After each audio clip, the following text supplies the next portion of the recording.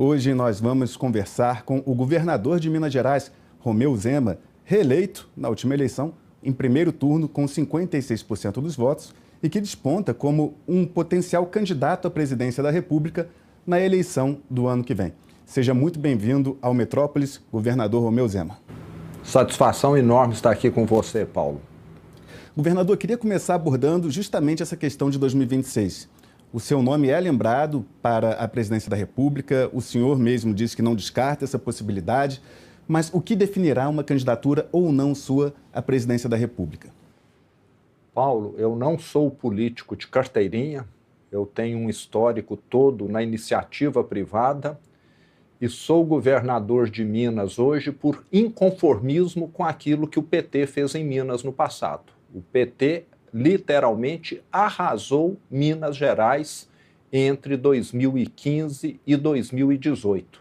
Funcionários públicos deixaram de receber o seu salário em dia, 13º que não era quitado, 240 mil funcionários com nome inscrito indevidamente no SPC e Serasa, porque descontaram o empréstimo consignado e não pagaram os bancos. Sem pagamento a fornecedor, merenda escolar incomível, e aquilo comoveu o Estado.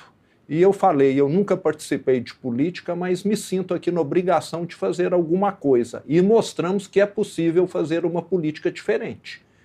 Hoje, Minas Gerais é o estado mais transparente do Brasil e gestão boa rima com transparência. Se você esconde alguma coisa ou quer que fique em sigilo 5, 50 anos, é porque algo não está feito adequadamente. E nós avançamos muito nesses 6 anos e meio. E eu quero contribuir com o Brasil. O Brasil, da forma que está hoje, é um país que está indo para o abismo da mesma maneira que Minas Gerais foi no passado. Então o senhor pretende se candidatar no ano que vem à presidência? Eu quero trabalhar a favor do Brasil.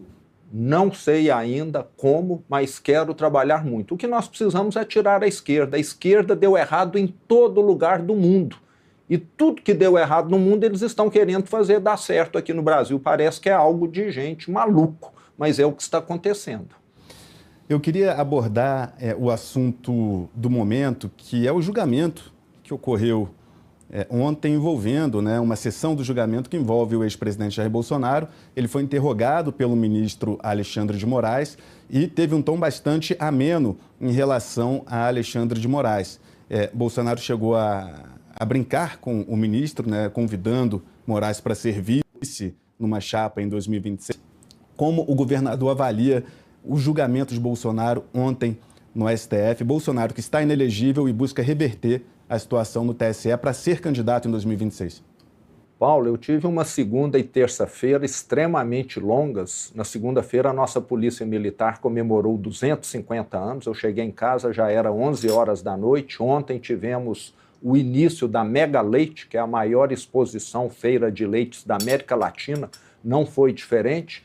Então, estou pouco atualizado, mas eu fico muito satisfeito do nosso sistema judiciário estar funcionando, dando amplo direito de defesa, da mídia está acompanhando, e eu sou da visão de que nós temos de olhar para frente.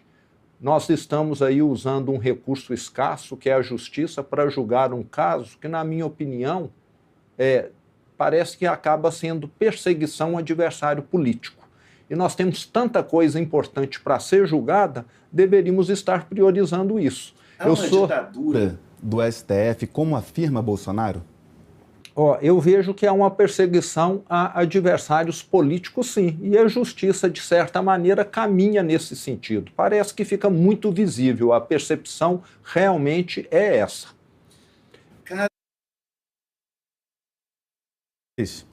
O senhor apoiaria o impeachment de ministros do STF, também como defende Bolsonaro? É um caso a ser analisado pelo Senado. Eu vejo que em qualquer lugar pode haver excessos. Aonde tem ser humano, Paulo, tem erros. Nós temos engenheiros excelentes, que são a grande maioria, e ruins. Médicos, a mesma coisa. Agora parece que aqui no Brasil a lei passou a considerar que quem é magistrado é perfeito. E não é. aonde tem ser humano tem erro. Já tivemos presidentes cassados, parlamentares cassados. Agora, por que a magistratura seria atestado de perfeição? Então, eu sou favorável a ter uma avaliação. Igual, aonde tem ser humano tem de ser avaliado. Não existe a perfeição quando se fala de ser humano. Então deveríamos ter um tratamento justo. O magistrado hoje, quando comete algo que é extremamente bárbaro, o máximo que acontece é ser afastado. Acaba sendo um prêmio, porque ele continua recebendo. Então é necessário uma revisão. E punições mais duras, na sua concepção, para magistrados, juízes, ministros que cometam equívocos. Todos, né? Parlamentares, a mesma coisa. Hoje eu acho que nós temos parlamentares aqui no Brasil que desmerecem o Congresso, que é feito, na grande maioria, de pessoas honestas, capazes, e nós temos parlamentares aí que já se envolveram com rachadinha, etc., e que continuam lá. O senhor está se referindo ao deputado federal André Janones? Estou me referindo à rachadinha. Deixa eu lhe perguntar agora, governador, sobre 2026... Caso Bolsonaro seja candidato, numa hipótese que hoje é considerada extremamente difícil, o senhor apoiaria a candidatura dele ou ainda assim cogitaria lançar a sua candidatura? Ele é o maior expoente da direita, é o nome que mais conseguiria agregar à direita e eu estaria junto. Num cenário de permanência da inelegibilidade de Bolsonaro, queria jogar aqui alguns nomes para o senhor fazer uma análise curta sobre eles. Tarcísio de Freitas, governador de São Paulo. Como seria uma candidatura dele à presidência? Um bom nome, bem avaliado. Eduardo Bolsonaro, deputado federal licenciado, que luta por sanções amorais nos Estados Unidos. Acho um nome menos provável, até por não ter esse histórico no executivo. Michele Bolsonaro, ex-primeira-dama. Idem também. Menos provável. Menos provável.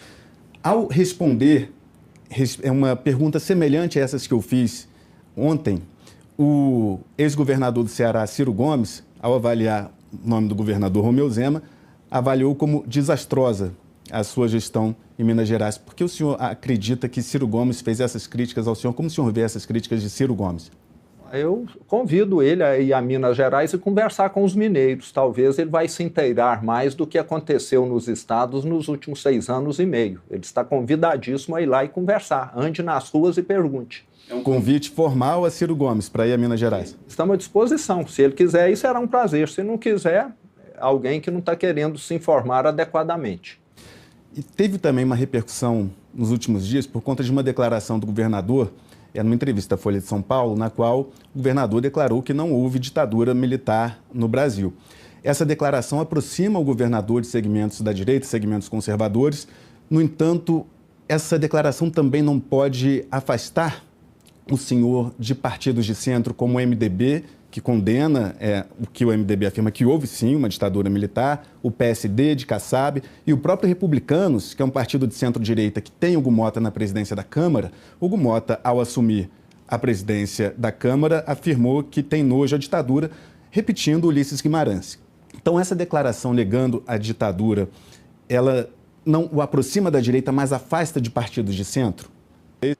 Paulo, eu sou uma pessoa que olho muito para o futuro, né? Eu administrei uma empresa durante 30 anos. Se você ficar tentando remoer o passado, parece que você não está saindo do lugar. Na minha opinião, é um assunto que já está encerrado. Tivemos excessos, um regime militar que teve excessos e teve excessos de terroristas da esquerda, que mataram, que sequestraram e, inclusive, foram anistiados também.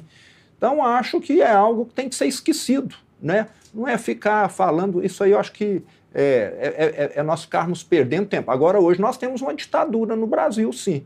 A ditadura do crime organizado. 23 milhões de pessoas hoje, de brasileiros, vivem em territórios controlados pelo crime organizado, que tem tribunal do crime para julgar as pessoas, que faz extorsões, e temos um poder público, um governo federal que nada faz disso. Então está surgindo um Estado paralelo aqui no Brasil, cada vez mais forte, mais empoderado. Esse sim está submetendo a um regime ditatorial 23 milhões de brasileiros, infelizmente. Isso é que eu acho que é o preocupante. Então o que nós temos de agir é isso. O passado passou. O senhor tocou num ponto extremamente importante, que é a segurança pública, considerada por grande parcela da população como a prioridade número 0, né, a ser enfrentada pelo poder público. O senhor, caso eleito presidente, iria enquadrar facções como Comando Vermelho e PCC como organizações criminosas, como pleiteia o governo de Donald Trump para que esses criminosos narcotraficantes tenham punições mais duras, ou acredita que não é o caso, como o governo Lula defende, porque seria uma configuração diferente da de terrorista? Quem faz escudo humano, explode ônibus, agências bancárias, controla territórios, isso para mim é terrorista. E lá em Minas Gerais nós já demos o recado. Quem entrar lá vai ter um enfrentamento duro. Em 2021, 28 desses bandidos tentaram se apropriar de uma cidade no sul de Minas, Varginha. A nossa inteligência detectou que eles estavam numa fazenda acampados com um arsenal de guerra, entraram em confronto e não sobrou nenhum. O recado foi dado lá em Minas. Eu considero essas facções criminosas grupos terroristas. Alguém que extorce a população. Eu estive lá em El Salvador e vi o que era antes e o que era depois. Eu conversei com dezenas de pessoas. Como eu te falei, eu gosto de ir no chão de fábrica para escutar o que está acontecendo na vida real e não ficar dentro de gabinete. Como foi a experiência em El Salvador? Excepcional. Eu vi lá de uma senhora com quem eu conversei e ela me disse, eu tive 2 tragédias na minha vida e não sei qual que foi pior. Uma foi perder meu filho, que foi assassinado pelas facções criminosas aqui, que ele não concordou com o que eles queriam fazer. E a outra tragédia foi ver o assassino do meu filho continuar me extorquindo meus familiares aqui durante anos, até que esse atual presidente decretou essas organizações como terroristas e prendeu todo mundo. Ela falou, hoje eu voltei a viver. Nós tivemos aqui mais de 10 anos de terror com o crime dominando, extorquindo. Eles chegam na sua casa e falam, saia daqui em 48 horas. Se você não sair, você está morto. Chega para um comerciante, você tem de me pagar $500 por mês. Caso você não pague, seu negócio deixa de existir, você idem também.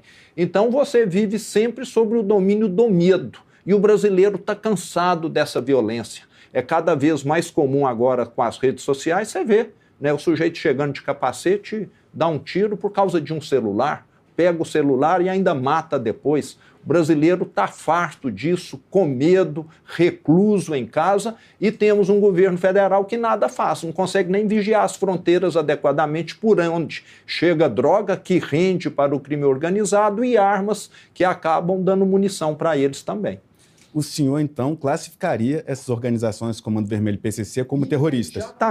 Imediatamente. Colocaria a Polícia Federal, o Exército, o COAF, a ABIN, para poder ir atrás desses entes que só causam pânico e impedem o desenvolvimento. E o desenvolvimento econômico do Brasil está ficando prejudicado por isso, Paulo. O crime organizado, usando hoje já atividades legalizadas como comércio de combustível, distribuição de gás nesses locais, para ganhar dinheiro e não deixa aquele que paga imposto, aquele que trabalha corretamente operar.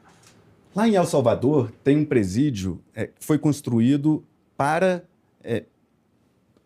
que armazenar apenas narcotraficantes, né? Pessoas ligadas ao narcotráfico que foram presas e terroristas, que se chama Secote. O Secote, ele é um presídio super linha dura, digamos assim, que abriga apenas terroristas. O senhor pretende, caso eleito presidente, construir algum presídio ou fazer uma unidade prisional para abrigar apenas pessoas ligadas ao narcotráfico? Acho que eles mereceriam um tratamento especial, de preferência no meio da selva amazônica, onde a fuga seria quase que impossível, com uma pista de pouso e decolagem só para aviões oficiais que estivessem levando ou buscando esses terroristas aí. Então nós precisamos de medida dura. Essa é uma proposta que o senhor avaliaria uma vez na presidência? Sim. Avaliaria assim, pena que o Brasil não tem uma ilha distante no meio do mar, senão seria lá também. Um local aonde a fuga seria impossível, aonde o contato via celular seria impossível também. Então, o Brasil precisa adotar. Nós estamos falando com pessoas que matam de qualquer maneira, é terrorista mesmo. E nós estamos aqui preocupados demais. E as vítimas? Quem que é o campeão mundial de homicídios? Brasil. 45 mil homicídios por ano. Não tem nenhuma guerra no mundo hoje que mata tanto quanto o crime organizado no Brasil. E parece que nós acostumamos com isso. Se nós fizéssemos o mesmo que El Salvador fez, nós pouparíamos aqui mais de 40 mil vidas por ano. Se o Brasil tivesse uma taxa igual a de Minas Gerais, mais de 20 mil vidas seriam poupadas. Então o caminho existe. Está aí o caso de El Salvador. Como o senhor enxerga o dilema, por exemplo, da operação policial que matou quase 30 criminosos em Minas Gerais, como o senhor disse, foi em Varginha, correto? Exato. O dilema entre operações desse tipo, que acabam ceifando a vida de muitos criminosos, e também o lado dos direitos humanos, já que muitas pessoas sustentam que deve haver a prisão e não a morte dos criminosos, sejam eles quem forem. Como o senhor enxerga esse dilema entre operações policiais que acabam gerando letalidade e direitos humanos? Sou favorável aos direitos humanos. Agora, um criminoso que está com um arsenal, que tem o direito de se render, não rende e atira no policial, aí, na minha opinião, se trata de uma guerra do bem contra o mal, de uma guerra de quem representa o Estado, a população, de quem representa o crime organizado. Foi o que aconteceu lá. Então, nós temos de lembrar que quem está pagando o pato hoje no Brasil são as pessoas de bem, que são assaltadas, têm o seu celular, a sua carteira subtraída, e se for só isso, tá bom, que muitas vezes levam um tiro, como tem inúmeros vídeos aí nas redes sociais para poder estar mostrando. Então, nós temos aqui hoje uma situação praticamente de guerra. É um estado do crime organizado que já tem 23 milhões de brasileiros e o estado oficial que está perdendo espaço. Como o senhor enxerga a PEC da segurança que o governo Lula pretende implementar e que está sendo alvo de muita discussão no Congresso Nacional? Ela não ataca a origem do problema. A origem do problema é deter o terrorista. E ela não está detendo, estão soltos aí. Inclusive, a semana passada tivemos piloto de avião transportando quase meia tonelada de drogas, que foi numa audiência de custódia e foi liberado. Parece que isso está incentivando o crime, o custo do crime no Brasil está ficando muito baixo. E a PEC da segurança é mais ou menos trocar o pneu de um calhambeque. Nós precisamos de um carro novo, de presídio novo para colocar esses terroristas que estão soltos e dominando o território, onde 23 milhões de brasileiros estão vivendo amedrontados, sendo extorquidos. Muitas vezes só opera ali quem paga determinado pedágio, cobram o que querem pela internet, pelo gás, pela energia elétrica, pela água. Então, 23 milhões de brasileiros hoje estão literalmente abandonados pelo Estado brasileiro. E se você tem um Estado paralelo, que usa bazuca, que usa armas de guerra, não é levando buquê de flores, conversando, que você vai demovê-los disso, não. Na minha opinião, é aplicando uma lei muito rígida. Não queremos matar ninguém, não queremos nada, mas na hora que eles atirarem, acho que a resposta tem que ser igual. Essa é a linha que o governo de Minas tem adotado na política de segurança pública. Exato. Atirou. Detalhe importante, nós temos a polícia menos letal do Brasil. A nossa polícia completou 250 anos de existência na segunda-feira, é a polícia mais antiga, tradicional, está entre as mais eficientes, competentes. Ninguém em Minas Gerais teme a polícia militar, Paulo, muito pelo contrário, respeita a nossa polícia militar. Então precisamos ter polícias bem formadas também. E a de Minas eu tenho certeza que hoje serve muito mais como um exemplo para todo o Brasil. Queria incluir só mais um nome na lista de avaliações. A gente está falando de segurança pública e semana passada o Caiado esteve na Câmara dos Deputados para discutir o tema. Como o senhor enxerga a eventual candidatura de Ronaldo Caiado, do União Brasil, à presidência da República? É um governador bem avaliado. Legítimo que cogite... Sim. Democracia é isso. E acho que quanto mais nomes houver, é igual um cardápio no restaurante. Mais opções para quem quer escolher. Encaminhando para o final da nossa entrevista, só perguntar a avaliação que o senhor faz do governo Lula. A gente está há pouco, mais de um ano da eleição presidencial, que ocorrerá no ano que vem. Qual a avaliação que o senhor faz desses quase 3 anos de governo Lula?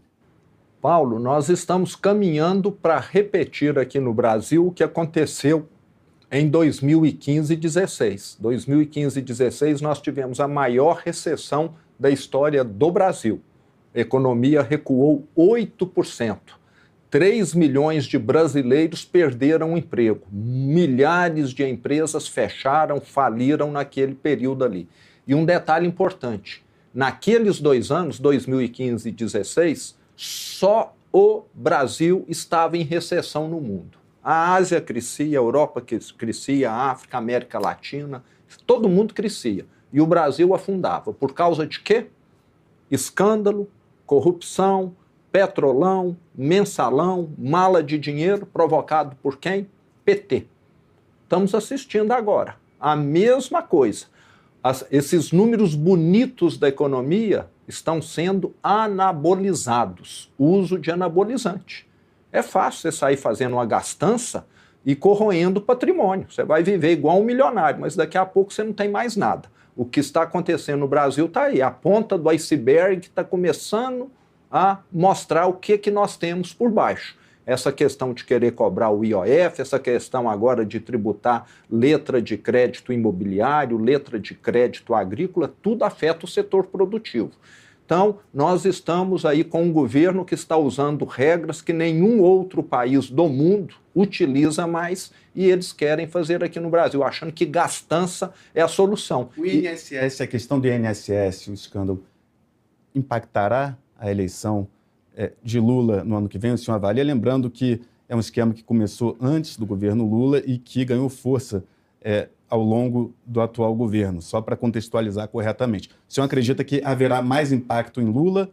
Com toda certeza. E lembrando que foi a esquerda que impediu que houvesse mudança nesse esquema do INSS lá atrás. Tentou se mudar e não se conseguiu avançar, muitas vezes porque é gente da esquerda se beneficiando desse esquema, que é uma barbaridade, né? Você assaltar o velhinho que trabalhou a vida toda e que hoje está recebendo aposentadoria, que muitas vezes é um salário mínimo, e você ainda vai lá e tira R$50, R$80. É algo assim, né, que causa uma indignação gigantesca. O senhor acredita que Lula será candidato à reeleição? Provavelmente, sim. Tudo indica que pela movimentação dele, sim. Governador, muito obrigado pela sua participação aqui com a gente no Metrópolis. Fica o convite para futuras entrevistas também. Voltaremos com mais tempo, que hoje o tempo está meio corrido, mas estaremos aqui de novo para conversar aí uns 40, 50 minutos. Tá bom, Paulo? Muito obrigado, governador, e obrigado a você também que nos acompanhou aqui no Metrópolis. Até a próxima. Tchau, tchau.